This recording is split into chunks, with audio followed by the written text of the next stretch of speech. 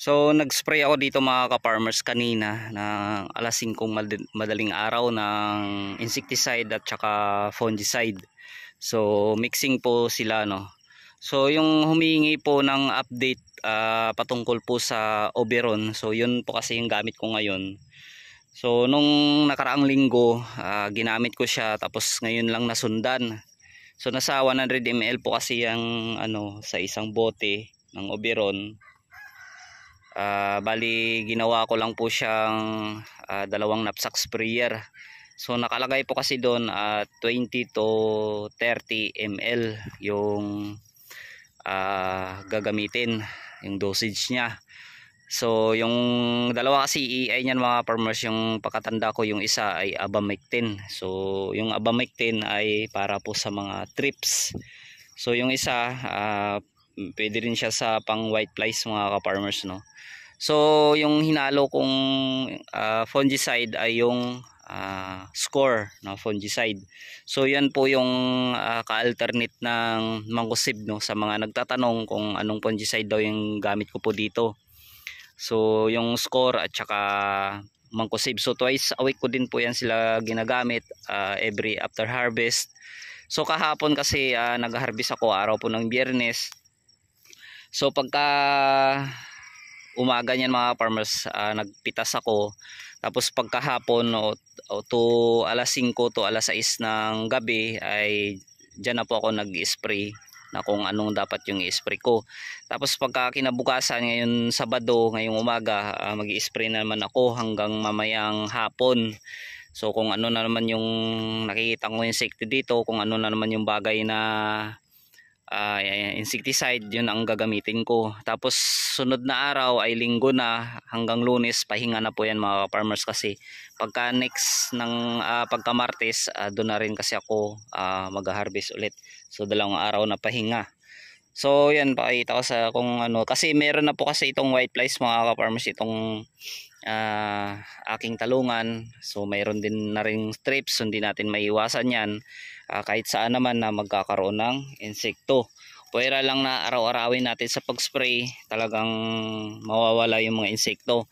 Yun nga lang, mabubutas din po yung bulsa natin sa kakabili ng mga insecticide kapag araw-araw tayo nag-spray, lalo na kung mura lang po yung talong. So talagang malulugi tayo. So ayun, may kita ko ditong white flies. Yan mga farmers, pansin natin na puti-puti. Ayan o. Yan. So namatay din yung white flies. So sabihin natin ano nung oras ngayon, mag-aalas 7 na. Nag-spray ako kanina ng alas 5 ng madaling araw. So 6 to 7. So magdadalawang oras na. Ibig sabihin tumatalab na po yung insecticide na in-spray ko. So hindi ko lang masyadong pansin kung okay ba siya. So mas yung masasabi ko lang mga farmers no, mas epektibo yung isang insecticide na ginagamit ko na pang white fly. Talagang pag spray mo pa lang nun, makikita mo kaagad yung epekto nun. Talagang patay po kaagad yung white fly. Siguro dito sa Oberon, kailangan na tumalab muna siya ng mga ilang oras bago siguro natin siya mapansin na So may mga nakikita na rin akong puti-puti no. Tapos may mga insekto na ganyan siya mga farmers, na kayang patayin din ng Oberon.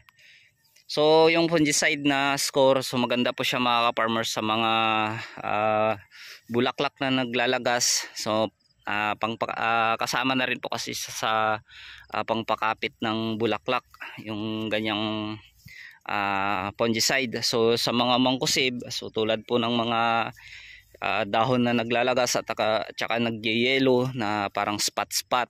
So maganda po yung Mancozeb din. Same din po sila ng score. Maganda din po mga ka-farmers yung score. So, yun nga lang medyo may pagkamahalan po mga ka-farmers yung score. Yun lang, at epektibo siya at tipid po siyang gamitin dahil magtitimpla lang po tayo ng 10 ml kada 16 knapsack sprayer. So ganun katipid. Nakalimutan ko tong pitasin kahapon. So malaki na siya pwede na siyang harbisin. Talagang mag-oversize yan hanggang Martes mga ka-farmers.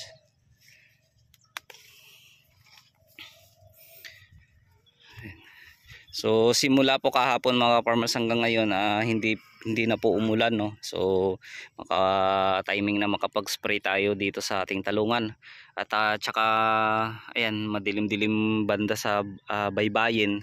Sabi ko ngayon mag-i-spray ako dun sa aking palay na pamatay damo. So sana umaraw man lang kahit isang araw talaga, no. So ayan, ito yung knapsack sprayer mga ka-farmers yung ginagamit ko. Ayan, yung black label na Terminator. So sa Shopee ko po ito in order. So ito naman yung sinasabi kong fungicide na score. Ayan, oh. Score po yan na 250 EC. So produkto po sana siya ng Syngenta. Ayan, yung active ingredient na difenoconazole. Tapos itong Oberon. So yan po yung ginamit ko ngayon. Mixing po sila, fungicide at saka insecticide.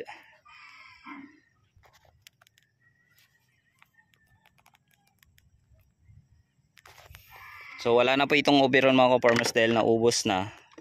So meron pa naman ako natira doon na Telluride at saka one shot. So isa sa ano rin na ginagamit ko pang trips dito mga farmers na epektibo ay yung one shot at saka yung Telluride. Yan nga po yung mga ina-alternate ko dito sa pang trips at saka trip shield. So kung mapapansin nyo mga farmers, marami akong insecticide na ginagamit.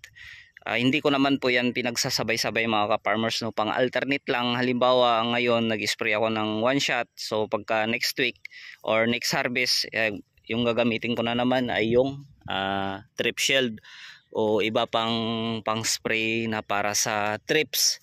So same din po sa mga shoot at saka fruit borer, tulad po ng gold at saka prebaton, at saka meron din po akong ginagamit na borex.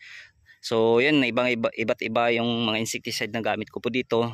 Yung iba sabi nila masyado daw magastos.